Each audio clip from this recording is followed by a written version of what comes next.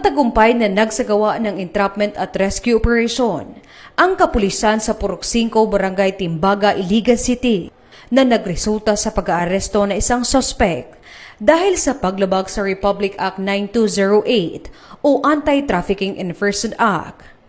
Nasagip din sa operasyon ang dalawang biktima, isang menor de edad at isang babaeng nasa hustong gulang. Patunay ang operasyon ng matibay na pagtutulungan ng law enforcement agencies at partner organizations sa pagprotekta sa mga vulnerable sector, lalo na sa mga bata laban sa pang-aabuso, exploitation, at trafficking. Patuloy namang hinihikayat ang publiko na agad i-report ang anumang kaso ng trafficking, child abuse o exploitation upang maprotektahan ang mga kababaihan at kabataan laban sa pang-aabuso.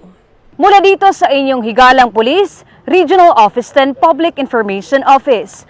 Ako ang inyong PNN correspondent, Patrolwoman Jane Rose Bohol, alagad ng batas, tagataguyod ng balitang pulis.